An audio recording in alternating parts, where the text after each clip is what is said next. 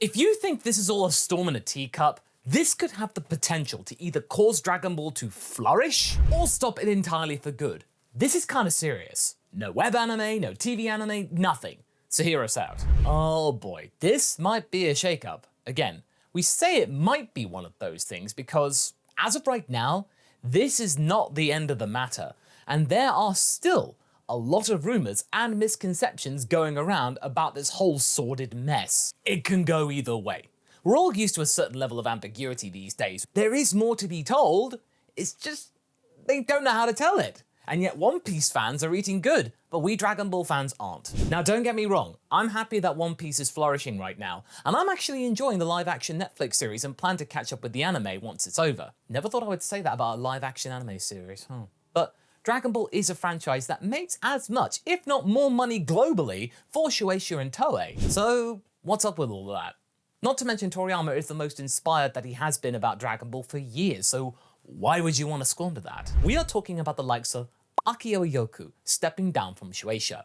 Now why is that important? For those of you who are not familiar with the inner workings of Dragon Ball as of late, he is, was, the editor-in-chief of V-Jump and Psycho Jump. Those are two of the biggest spin-off magazines of the much more recognizable Shonen Jump. And if you've seen any public panel about either Dragon Ball Super Broly or Dragon Ball Super Superhero, you probably saw him conducting some kind of statement or message on behalf of Akira Toriyama that, wasn't written down on a piece of card. Toriyama is notoriously not one for public speaking. In fact, if you take a look at this video right here, when he actually contributed stuff at the British Museum and I took a look around it, the curator was telling me about how Toriyama's wife was the one to convince him to talk with that curator in the first place. It's a really riveting story. So why does he show up instead of some random Shueisha grunt? Well, it's essentially because he is Toriyama's right-hand man, kind of his liaison and confidant in a way. One of the few people that Toriyama trusts to speak for him in public. This man is largely responsible for passing information between Toriyama and the other entities responsible for the making of Dragon Ball, like Shueisha and Toei. Now keep in mind that out of these two, Shueisha, who is responsible for manga publications and the wider IP, is superior in rank and priority to Toei. So if you think that Toei is the one in charge of all of Dragon Ball, you'd be wrong. It's really kind of just in charge of the animated projects, and even then Shueisha is the one who has the final say. So don't fully blame Toei for the lack of animated content, they're only making what they're told to make. He has also been cited as a big influence for some of the creative decisions in recent years, and in Super, like the Future Trunks arc in said Super, the Broly movie even being a thing, and the inclusion of Gohan in Superhero. Some people like that, while others feel like he is too reliant on the past and really dipping hard into nostalgia.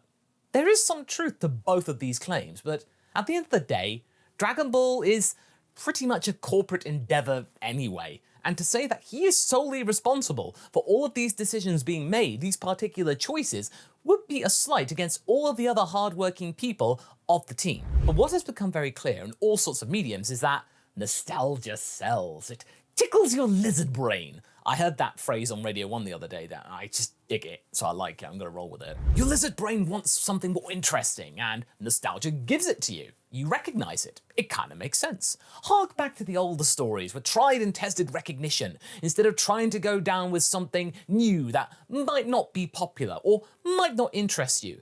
It's weird, it's new, you're not quite sure about it. Like granola. Oh, how are you gonna fix it? Just whack Black Freezer in there. A modification of a recognizable thing and bam, people care. Oh, I hate that. Boiling interest down to algorithms, not taking risks, focus groups.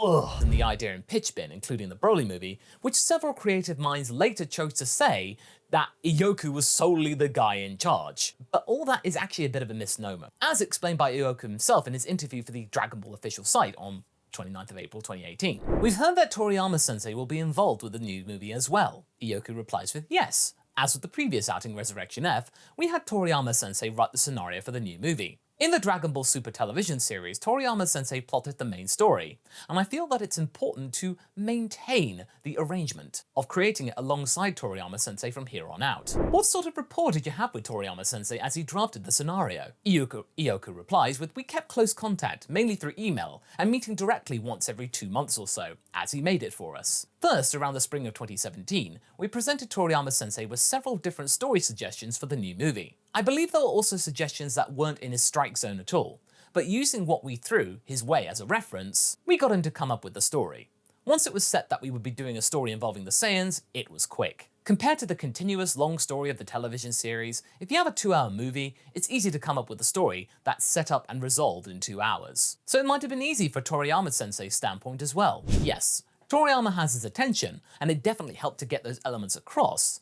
But on the other hand, there are more people at the table in the later stages of development for any sort of story. Iyoku ultimately is just the person who brings the cards, brings the wares to Toriyama's table, and Toriyama just chooses the one he resonates with the most, and they roll with it and they leave him alone. Rinse and repeat. But to continue on with the Bunshun Online article where all the hubbub is forming, Iyoku is not only stepping down, but allegedly he also wants to form a brand new company called Capsule Corporation Tokyo. I know, it's kind of cringe, isn't it? Basically to take over the distribution of non-manga related content that would still remain in the hands of Shueisha. So he's not touching the manga part, he just wants to touch everything else. And to paraphrase what Geekdom said, and keep it simple for you, he basically just wants to turn the much heard about Dragon Room into his own company. Because, as you must know, he was also the head of that creative endeavor as well. A small little room within Shueisha, whose primary focus was to steer the Dragon Ball ship for the future, should Toriyama choose to wash his hands entirely of Dragon Ball or, well, die. An endeavor, mind you, that had promised us a lot of content back in the mid-2010s, but it really hasn't shown that much other than Super Dragon Ball Heroes, some games, and hence why he most likely quit, and has now chosen to form his own company. Along the lines of, if you want something done right, you do it yourself. Now, one anonymous source seems to be claiming that the company has seen the man's possessiveness over the franchise as something that could be described as problematic, and so attempted to maybe, instead of firing him, move him over to a non-Dragon Ball related position. Just transfer him over into somewhere and just forget about him. But that was something he declined. There are also multiple rumors and theories about whether or not he even wanted to put more animated content up the debate, but actually was halted by Shueisha, so nothing got done. But those are for now just speculative snippets of hearsay, but I kind of think it makes sense. You have to understand how unprecedented the situation is as well, as Japan rarely talks about stuff like this and the issues of big business out in public. It's usually behind closed doors, very hush-hush. You do not embarrass your superiors or the people you work for. So for Iyoku to go public with all of this is very controversial. It's very shocking in their eyes for all of the dirty laundry of company matters to be aired out like this for all to see. And even then, it's still kind of minimal. It's like Iyoku's going, "Look, loyal Dragon Ball fans, Shueisha isn't giving you what you want. I will give you what you want. Who's with me?" It's like he's trying to start some kind of revolution or something, but he's really not got the capital to back it up. It really doesn't work like that, mate. Bunshun Online, the primary source of this information, to be fair, is one of the most influential Japanese weekly magazines out there. It's also very well known for its investigative journalism and frequent clashes with the Japanese government. It's not some kind of shady site forwarding information, it's not an unknown. So Iyoku picked a really good publication to stir the pot amongst the Japanese public in the right way. Now, one important thing to note is that Shueisha has barely acknowledged any of this. The only thing they even confirmed or acknowledged is that Iyoku has left the company. And that's it. And all of this was done by phone. Now, what do we make all of that? It's very hard to say. First and foremost, while there is a lot to be said about Iyoku's influence over the series, a lot of fans, for better or worse, have seen him as the power that was, that had been halting the progress of Dragon Ball's story to anything new or innovative, and thusly just kept us going around in circles, just giving us the stuff that we've already seen. You'll like it again, right? Yeah, come on, just more of that, please. Someone who keeps us away from a truly original story, supposedly, taking away the focus from Earth, Goku, and Vegeta, the stuff that sells. This might be partially true, as again, there are more cooks in the kitchen than just Iyoku. And even though he is the one that is the closest to Toriyama, and he is more important than Toyotaro, that's for sure, but as we know, stories by committee are a thing, but they rarely work in the long run. And on the other hand, A lot of stuff that came out of his ideas were actually kinda solid, so we shouldn't be harsh on him. People wanted future Trunks back in the story, and despite the shaky ending, it is a generally liked part of Super. And if you had cut out episode 67 and just had the group return home after stopping Fuse Zamasu, with Trunks being the one to do it, it would have been a much more enjoyable experience. No two Zenos or infinite Zamasu like that. Trunks' universe would still be there, Trunks and Mai would go off into the sunset and be happily ever after. Fantastic. The Broly movie, people love. That was an Iyoku pet project that Toriyama ran with. A superhero, which was a little more divisive, but was also loved by many. That basic plot actually then came out with Gohan being the main lead from Iyoku. And Shueisha then chose to repeat it in manga form, thinking that they could bottle that love again, and why? People don't care about the manga now. But anyway, Iyoku might be the fan service guy, but at least most of the stuff that he was involved in was actually pretty competent. It actually came out pretty well. Now, would we want to see entirely new things instead because of this? Well, probably. But honestly, we would be fine with just enhancing what we already have. What haven't I like to call vertical storytelling? Instead of going horizontal, as in just adding new things and spreading the world too thin, we would like to actually build on what's already there in a more enriching sort of way. Just enhance the trope and places fans back into stuff they already recognize, but we get to see more of. The Yardratian stuff, for example, that was a tour de force, excellent. We already knew about Yardrad from what we saw with Goku, and now boom, we've got more lore. And the chap who trained Goku then training Vegeta was there. Brilliant! Nearly every Dragon Ball content creator on this platform have been begging for novelty for years. And yeah, we would like to see the likes of Janemba and Cooler around, but maybe we could just keep it to games. So what do they give us in the short term? Well, Super Dragon Ball Heroes. But that's not really what we want.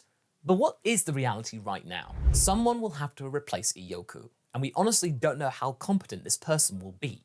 They could be excellent, taking the franchise in a new exciting direction, but at the same time, they could also be even more cautious than Iyoku was, and probably just do what Shueisha likes to do. Nothing. We also don't know what their working relationship with Toriyama will be, what it will end up being like, who is an oddfellow to work with at the best of times. And Iyoku-san, who has a lifetime of experience working with Toriyama, was really good at what he did. He knows how to motivate him. Some new guy? Toriyama might make excuses not to see them in person, and then nothing gets done. Whoever they pick, it has to be someone Toriyama either approves of or knows well. On the flip side, Capsule Corporation Tokyo, sorry, I still can't get over that name, is not some big company, and going against Shueisha is a very reckless move from the man. There is no guarantee he is going to get what he wants, because allegedly, remember, this is still unconfirmed. So he might end up with nothing really. Just a company with a DB-related name. We know that he employed two of his previous trusty subordinates, an unnamed man and woman. He's decided to keep them anonymous. Did they leave Shueisha with him, or did they leave on their own accord, or are they from another company? He established this company in May of this year as well, so it's still pretty fresh. Such a small entity taking the overseeing role of a big anime such as Dragon Ball, as well as the games? Really? I mean, these would still be made by Toei and Bandai. They would just be the head of it. So don't even get your hopes up, buddy. This bond's not going anywhere. And Shueisha has the power to just block him, or even sue his company into the dust. Unless Toriyama vouches for him. Which, hey, you never know. He could do. As noted by Geekdom on his livestream, they do respect the author Shueisha too much to ignore him, and technically, Bird Studio, Toriyama's own company, has overarching power over Shueisha in terms of Dragon Ball when it comes to its direction. But we all know how much Toriyama doesn't like to involve himself in business, so he kind of just lets Shueisha do his own thing, unless it's really egregious. The only way we could see any of this happening is when the author refuses to work with any other person than Iyoku. He might do that. Now, okay, you're probably asking, is all of this a good or a bad thing? Well, it depends. Again, we don't know whoever's going to replace Iyoku is going to do. They could be great or absolutely incompetent. As for the man himself, if he released more animated content, that could be good. Especially if he took it from television to streaming services perhaps, as some of the TV restrictions that have actually beleaguered Dragon Ball would no longer apply.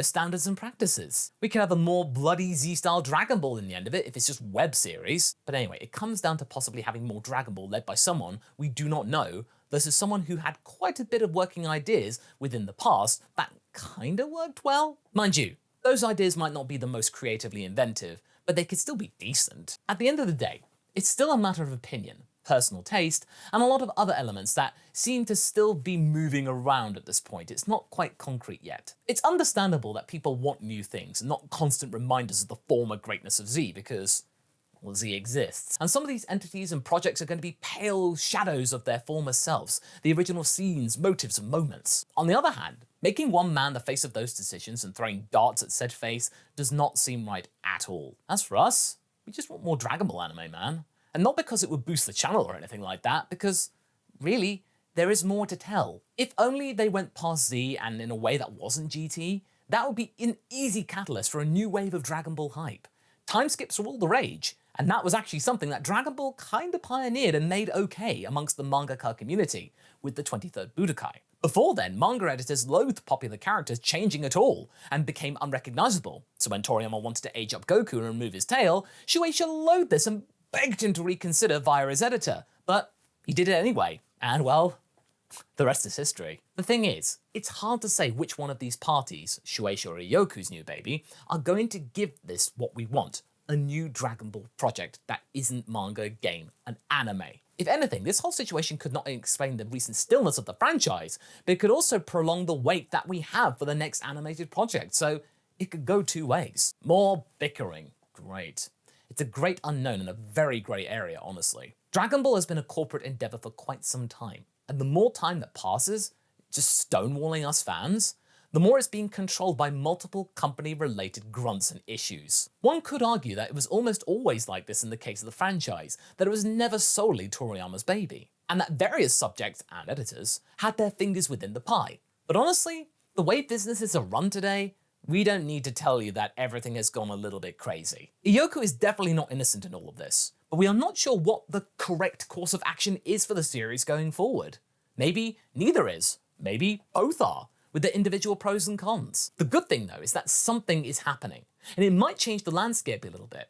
Now, it's still too early to label this as a triumph or a loss, Iyoku departing Shueisha, but we as a fandom should watch this space, as this might be the most important moment for the series since its major revival with Battle of Gods in 2013, a decade ago. Like him or hate him, love him or hate him, Akio Iyoku is an important part of Dragon Ball's history, and there might be ripples after he leaves, and the worst case scenario is that nothing changes and everything remains the same. That would be a shame.